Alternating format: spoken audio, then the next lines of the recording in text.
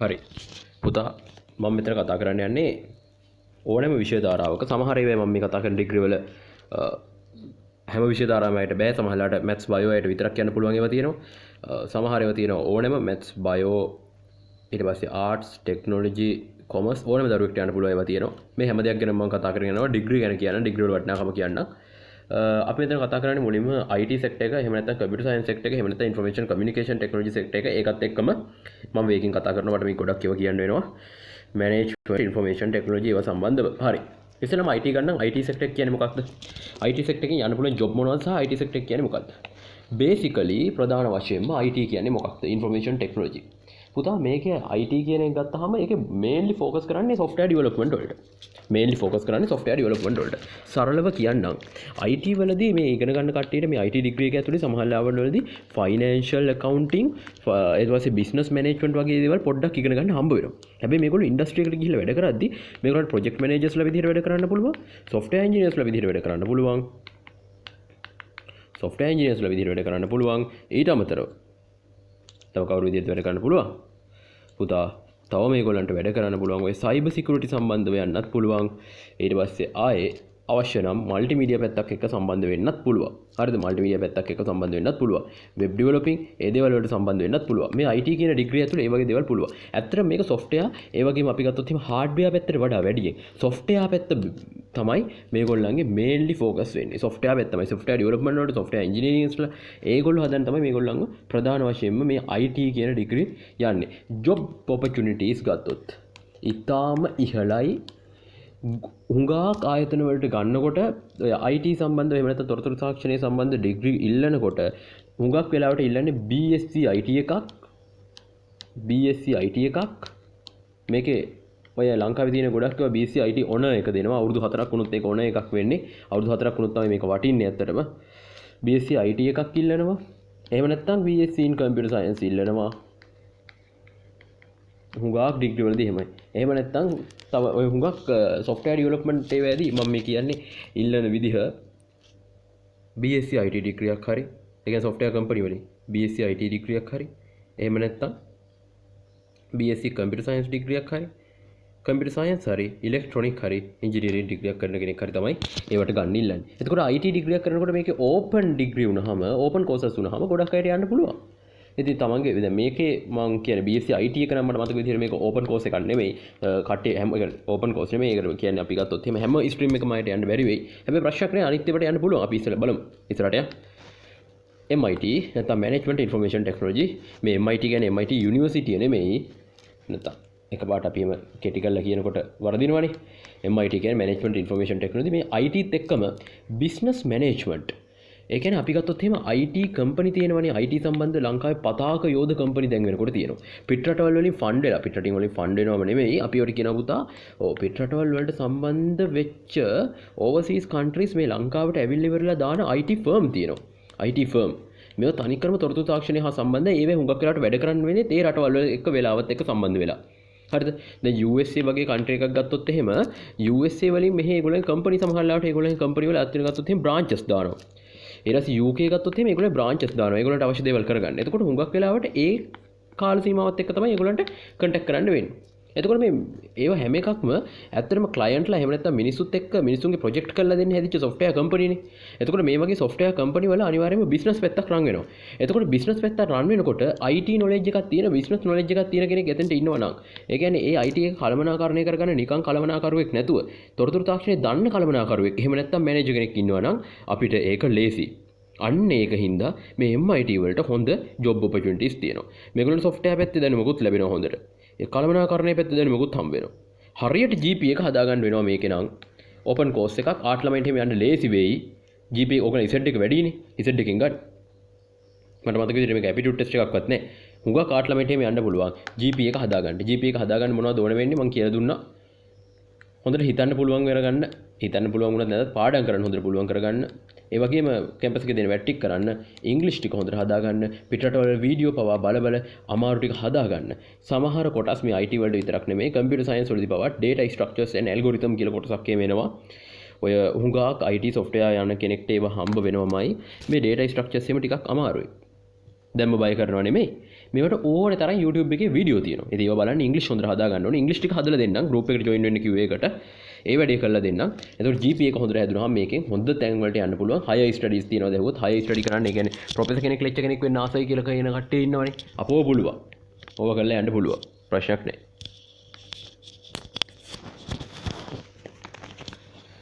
QS ගැන කතා කරමු පස්සේ සර්වේෙන් අපි කතා කරමු. අපි මෙතන දැන් මේ ටික කතා කරලා තියෙන්නේ. management and information technology අරකම තමයි ඉතින් කියන්න තියෙන්නේ. ඒක යුනිවර්සිටි වෙනස් ඇති. ඒකයි අපේ දාලා තියෙන ඩෙමොන්ස්ට්‍රේටර්. computer science and technology.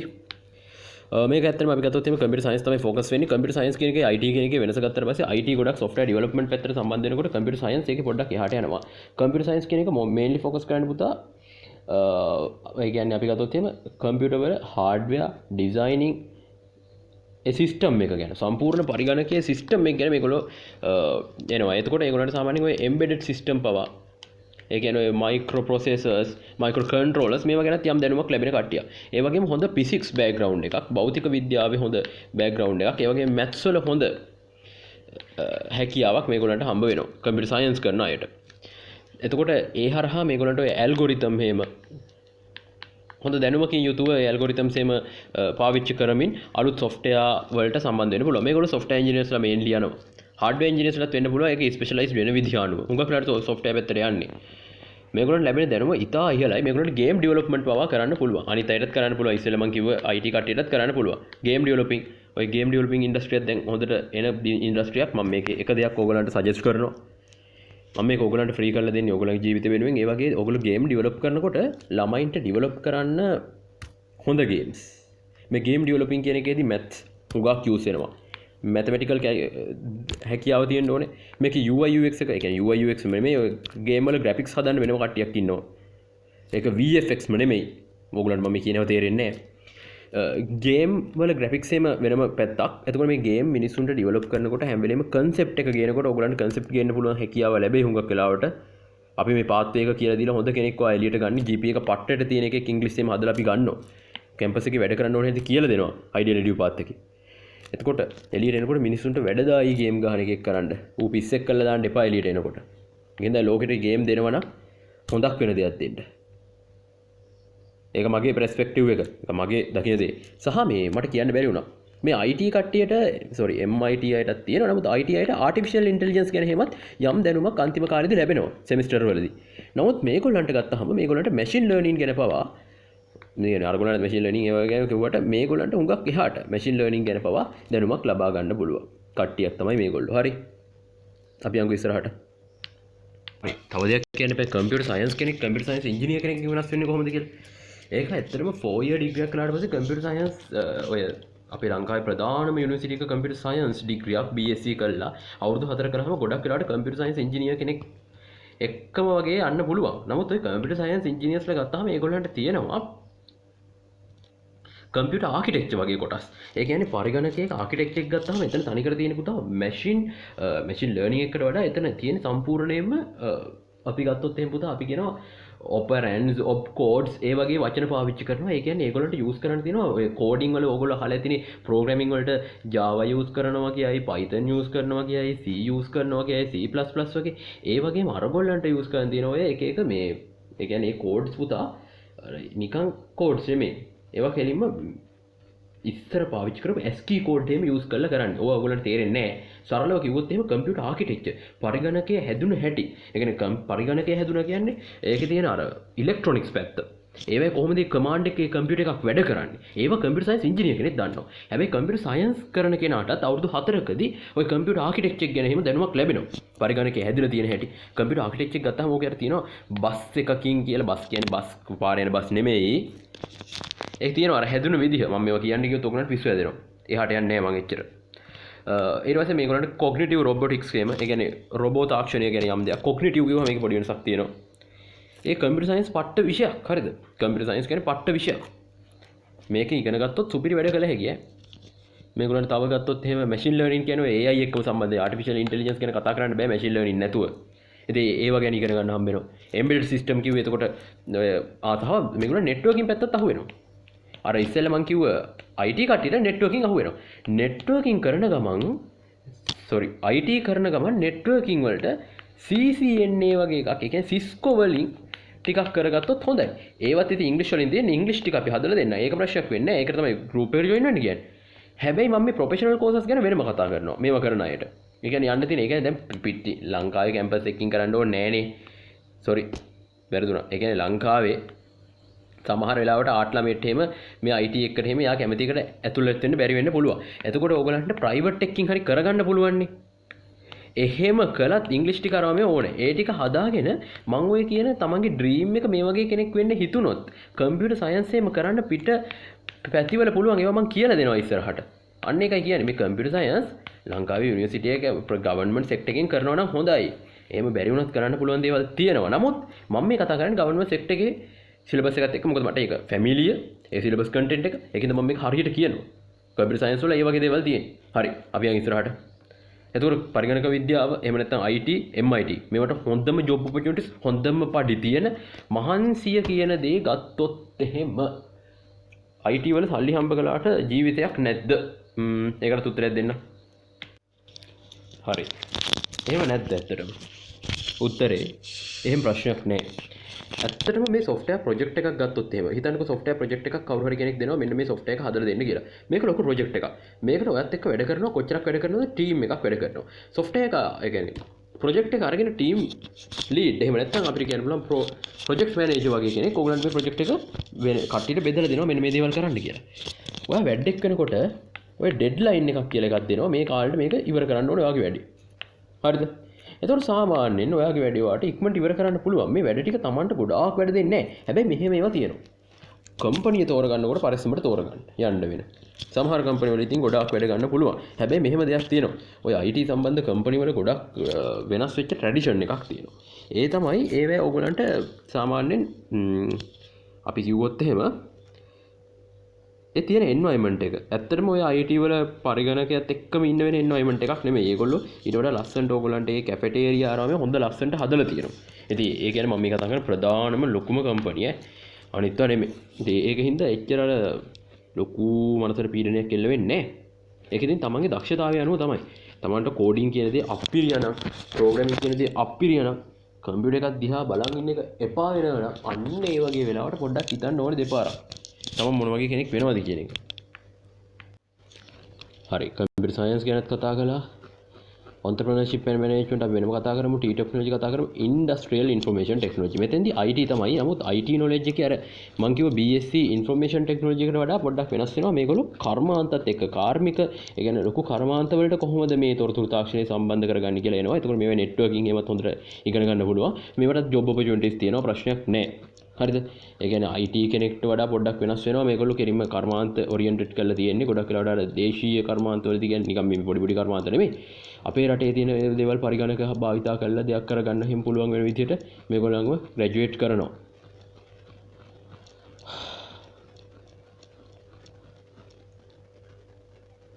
information technology and management අර management එකට කියපුවම තමයි මේක ඉතින් අර යුනිවර්සිටි වෙනස් වීමත් එක්ක නම වෙනස් වීමක් තියෙනවා. ඒ වගේම කරිකියුලම් එකේ වෙනසක් ඇති. ඒ කියන්නේ තියෙන ಜಾති වල කොහොම වුණත් මේක IT පැත්තේ වැඩ කරන්න, ඒ කියන්නේ කම්පැනියක් ගත්තාම කම්පැනියක් IT තියෙන එකක බිස්නස් නැත්තේ නෑ. ඒ දෙපැත්තම හැන්ඩල් කරගෙන යන කෙනෙක්ව තමයි සාමාන්‍ය මෙතනින් ගන්න හදන්නේ. ඒක අලුතෙන් එන දෙයක්. information systems. මේක ගත්තොත් එහෙම මේ information systems කියන එක ටිකක් වෙනස්. ওই දෙකෙන්.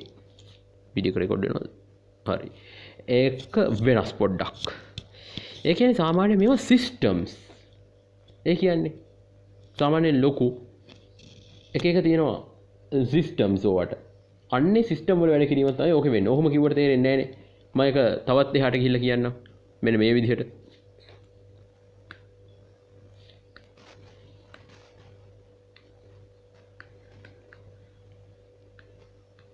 හරි. මේක මේ දැන් IS degree නැත්නම් information system කියන එක ටිකක් වෙනස්නේ. ඒක වෙනස් කියන්නේ පුතා ගොඩක් වෙලාවට කියන දෙයක් තමයි මේ information system ඉගෙන ගන්න අයත් IT පැත්තේ කියන්නේ information technology degree එකක් කරන අයට සමාන opportunities වලට තමයි යන්නේ කියලා. හැබැයි මේගොල්ලන්ට ඉගෙන ගන්න තියෙන syllabus එකයි IT අයට තියෙන syllabus එකේ පොඩි වෙනසක් තියෙනවා. ඒකත් එක්ක ගොඩක් වෙලාවට system analyst ඒ වගේ ඒවට තමයි මේගොල්ලන්ට යන්න හම්බෙන්නේ. ඒගොල්ලන්ට මේ ගත්තොත් එම් project manager කෙනෙක් වෙන්න ඊට පස්සේ බිස්නස් ඇනලිස්ට් කෙනෙක් වෙන්න. ඒ වගේ යන්න පුළුවන්. ඉන්නකො මම ඒක තව එහාට ගියොත් තව පොඩ්ඩක් ඕගොල්ලන්ට ඇඳලම පෙන්නන්නම්. මෙතන ඕගොල්ලෝ වැඩේ පටන් ගන්නකොටම ඉන්ෆර්මේෂන් සිස්ටම් වලින් මතක තියාගන්න ඕගොල්ලන්ට බිස්නස් නොලෙජ් එකක් ඊ-කොමර්ස් ගැන ඊ-කොමර්ස් ගැන